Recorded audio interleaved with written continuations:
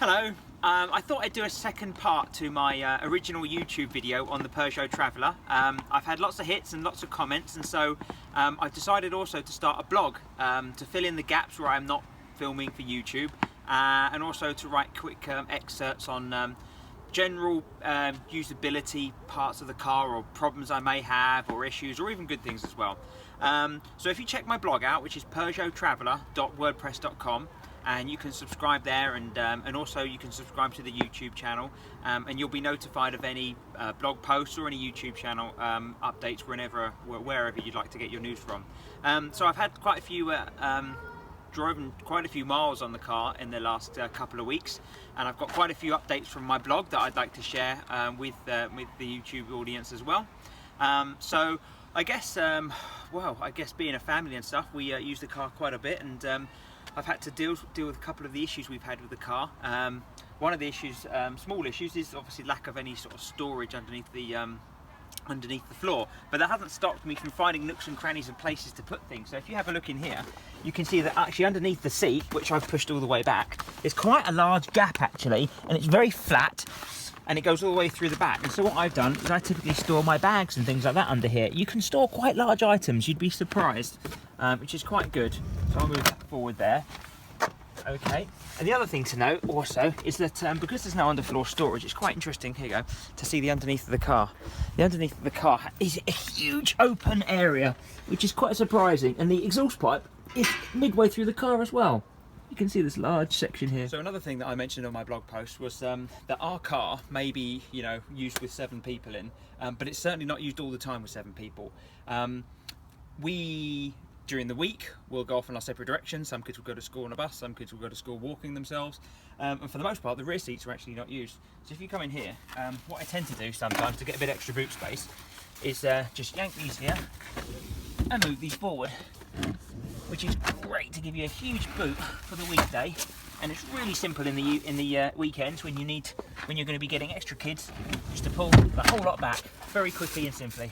So even though this is the standard model and not the long model, and I would love to get the long model, I still think it's very versatile. There aren't many people that carry 7 people around all the time, especially families with kids, you know, that go to secondary school that probably don't get lifts to school either.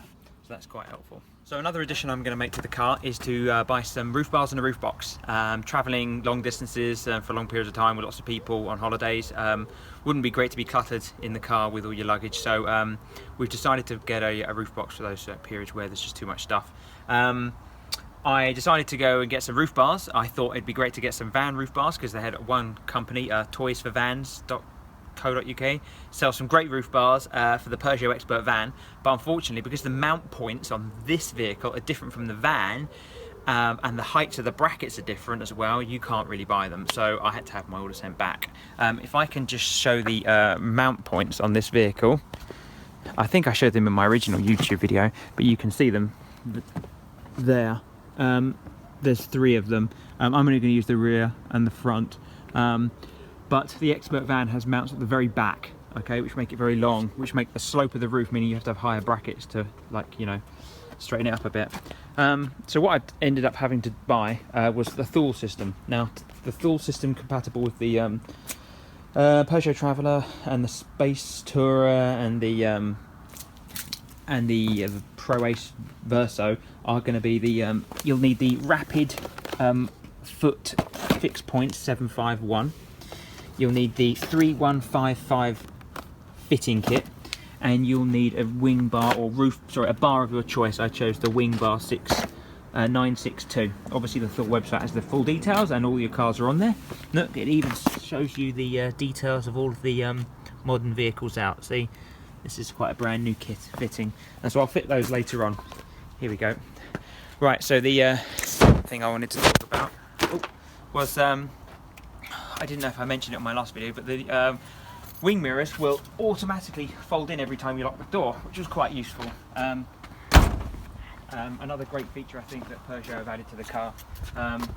Automatic folding wing mirrors, although I don't think you can shut them off from inside the system, but nevertheless it's a good security feature as well, especially the width of the car. The other thing, I got a tow bar mounted from Peugeot. Here we go. but unfortunately I can't mount my tow bar mounted bike rack to this. It would seem that the thickness of this, of the neck is just too great to mount it on, which is pretty disappointing if you have anything that relies on a tow bar, you know, mounted like fixed system, such as bike carriers. I don't know what the plan is here. I might have to grind off some parts here just to make it fit, but it's quite a few millimeters too much, which is quite frustrating actually, considering every other tow bar fits that system. So I've got a couple of features that I'd like to share with you. A few things I found out about the car that I'm sure are buried deep inside the owner's manual, but I thought I'd share them anyway. So if you have a look at this, you can quickly find out details about the car. If you hit the 00 and then the check, you can get things like the wheel pressure information, and it tells you the next about the service details. Right, my next service is 17,500 miles, or 11 months. And I think after this it's the AdBlue. Right, there you go. So you won't be able to start the car in 1,700 miles without topping up the AdBlue, which is on the passenger door. There's no fault found in the system, so that's a good place to find if you, good place to go if you need to know if there's any faults being logged by the car. So the other thing is, I tell you what, is I recently went on a trip to Hastings from Northampton, and I did about 300 miles of I guess 70% motorway driving, and I've got details, much more detail on my blog about this, but I averaged about 40 miles per gallon on the car, which is about 10 miles less than the manufacturer recommended, so it wasn't that great, and I only stuck to about 65, 70 miles an hour, so I'm hoping it'll improve. I know other engines to get, to increase their fuel economy as they get older. I've only done 1,200 miles in this car, but that's one thing that I thought I'd share. Fuel economy not as great as hoped for, but it is an automatic. Remember, it's 180 horsepower, and it's we had 7 people in the car, 2 adults and 5 young children. The next thing was, and I've got a list here of things I'm going through right now, is right, the other thing, is there. Here we go. So we use this button here to ensure the children can't unlock the rear doors. Now, for example, sometimes you may park up and want the children to get out, but if you press the button, it won't unlock the doors for you. You have to do this, then do this, then do this to lock it back up. And you better remember to do this, because the amount of times we haven't and the kids have snuck out. But I can tell you, to lock the door, you don't have to unlock it. Bit of a weird feature. I'm sure Peugeot could fix that if they wanted to. Okay, the next thing somebody asked me on the comments in the YouTube video was about hill starts. So not necessarily with the braking system, but more to do with the doors. In fact, if you have an incline of around 20%, the electric powered doors will struggle to open. Now, there aren't many times which you'll be parked on such a steep hill, but you should be really wary, and it's fully covered in the owner's manual about this as well, just so you'd be aware. On my blog, I've actually got a link to the owner's manual, so you can have a look if you wanted to. The next thing is tall drivers, another thing I was asked. Now, I've put this seat down as low as it will possibly go at the moment. So if you have a look here, you can see I'm about 5'10". You can see the gap between my head and the roof, okay? So that's all that's left there. So I'd say if you're over 6 foot, you'd be okay, but I think if you're north of 6'3", I think you might struggle a little bit. Or I'll put some photos on my blog with a friend of mine that's over 6 foot who will try this out, but not right now, he's not here. The next thing is CarPlay. So I recently went on a trip to Denmark and rented an Astra, and it had CarPlay just like in the Peugeot. And the best thing was you plug straight in, and all my maps, messages, phone, everything, music, all there. I can't tell you how fantastic CarPlay is. That comes on to the next point, is I've been having problems with the CarPlay system in the Peugeot, and it's been pretty frustrating. We've noticed that if you plug it in at the start of a journey, it usually works. If you start maybe putting the car in reverse, or you might go and fill up with some fuel, turn your car off, turn your car on again, it stops displaying your screen of your phone on the heads-up unit, and you'll just get the music come through, and it's really, really annoying, very frustrating. We've tried switching the phones off, trying different iPhones. There's definitely a problem with the Peugeot head unit there, and the only way to fix it, and we even tried a full factory reset, didn't work. Only way to fix it was by switching the car off, getting out, and leaving it for like 5 or 10 minutes, and that does a full power cycle of the system, and that got it working. So definitely something wrong there, because the first couple of weeks were okay, but had some big problems. Tomorrow the car goes in for its service, so we're going to see if there's any new software that Peugeot can put on it. the next thing was cruise control. So you've got the cruise control stick here. So if you want to get in for a closer here, let me have a look here. If I just show you. Right, so there's the cruise control stick. Now, as you can see, it's got quite a few features, and I find this quite annoying because cruise control in most other cars is usually quite easy. I had it in every car, most cars have it. But this is a little bit different. It's got the limiter here, so you have to scroll up for limiter. It comes up there. And then it's got the cruise control at the bottom. There you go, if you do it that way. So obviously on the motorway you can't look at this, and I keep selecting the wrong one, a bit frustrating. And that's you've got this really stupid feature. So if you do the limiter, I think to set it, you push the button in there, and that sets your limit, okay? Because you wouldn't believe it. There's a button there, there's a button there, there's a button there, there's 2 triggers on the back, and there's this rocker switch. So it's pretty intense amount of buttons for this. So if you set the limiter, you push the button there. If you want to go and set the cruise, you have to use the triggers on the back of the stick right there. There you go, these triggers here. Okay then, so that's one little gripe I'm sure that they could improve on. The next thing I've got here is noise in the rear. Now, one of the reviews I saw on the internet said that the noise in the back of the car was quite bad. Now, I tried this. I sat in the back during a journey, and I didn't notice anything too severe. So I decided to take my to do a little experiment. Really, I got an application on my phone, on my iPhone.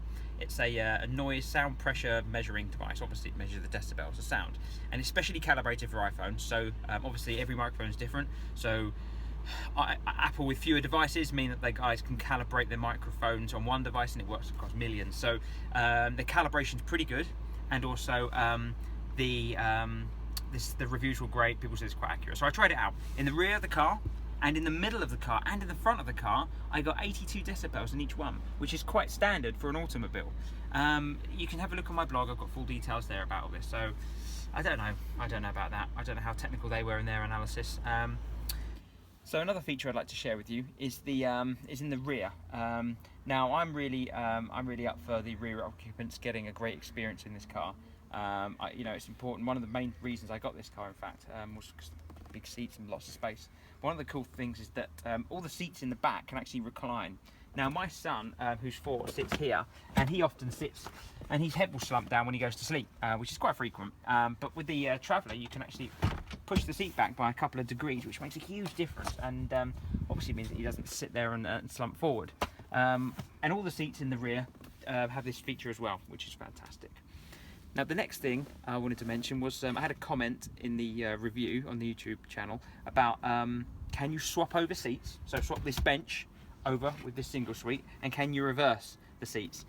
Because I know that the Volkswagens can do this, but in the Peugeot you can't, unfortunately. There are specific tracks installed here, and there's a track here for the double and a track for the single. Okay, so you obviously can't move cars, you can't move the seats around. And if you have a look here, if you get in here, you can see that these seats aren't the same. They don't sit; they're not the same width either side. So there's a large gap here. It overhangs quite a bit here. Now when you reverse this and try and fit it in the track, it sticks into this seat here, and it's lopsided, and it won't make any contact with the track whatsoever.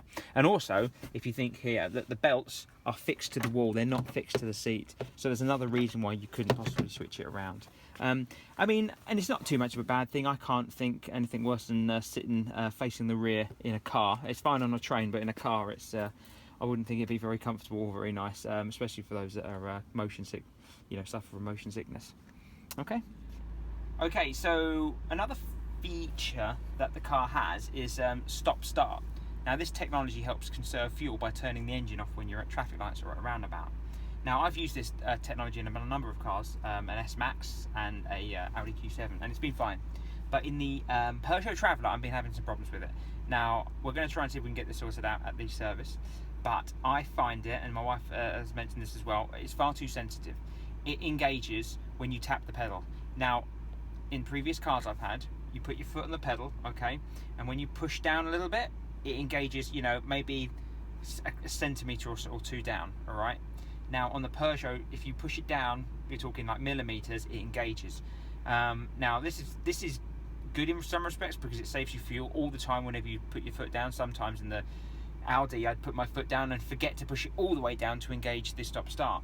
But it means that when you're in when you're in on a roundabout, for example, or when you're driving and you're parking, you're trying to get close to an object, let's say like a bollard. When you put your foot down on the brake and you want to creep, but you want to take the foot off and creep forward, you're having to constantly, have the engine start, stop, and that can waste you time. And if you're at a roundabout and you need to go and pull forward, it can mean the difference between, somebody beeping you because you were too slow off the, off the mark. So I'm going to try it now. I think this issue only really affects the automatic models, okay? But let's go and see what happens. I've got the CarPlay on as well, so we'll see if we can pick up that issue again I had with the CarPlay. Okay, so imagine that we've pulled up and we want to get a bit closer to the car in front. So I'm going to turn the engine off. Right, okay, so I'm going to turn the car parking sensors on, and those are located somewhere. Where is the button for parking sensors? Okay, let's try turning them on anyway, automatically. Right, here we go, ready? Right, so you can't cruise. Here we go, right, so you've got the parking sensors here, look at the screen. So, they've gone off again. This is the frustrating part. So if I lift my foot up, I want to get a bit closer. Right, I want to get a bit closer, gently, and the engine turns off. I want to get a bit closer, gently, and the engine turns off. It can be a very frustrating experience, let's just say that. Okay, so I thought I'd share that with you. Not a major problem, alright, it really isn't, but it's just a pet peeve. And maybe I'll contact Peugeot, see if we can do some sort of user feedback with it. So otherwise, I don't really have anything more to add, although I will continue to add things onto my WordPress blog, so PeugeotTraveller.wordpress.com. I'll continue to put updates onto there more frequently than I will put YouTube videos. So if you go there and you can visit it and you can have a look around. I've got details on all the accessories I bought as well. So I don't know if you can see my most recent purchase up here is a glasses holder. Now, there's one thing I said the Peugeot Traveller suffers with is no glasses holder. So you can easily slide your glasses onto here and then slide them off again quite quickly. It can hold 2 pairs, and I inserted it in the trim up here. Another accessory I got is this little bag over here to put stuff in. The sort of lack of any sort of decent big bottle holders is a bit frustrating. So there's a little bag there. And I've got a few other things in the back of the car. Maybe a bag for the kids to put their things in at the back there. And yeah, and a couple other things. But more details are on the blog. Okay. Well, thanks a lot for listening, and I'll get back to you with some more feedback about this car in an upcoming video. So please subscribe and like the video if you found it interesting and helpful. Thank you very much for listening.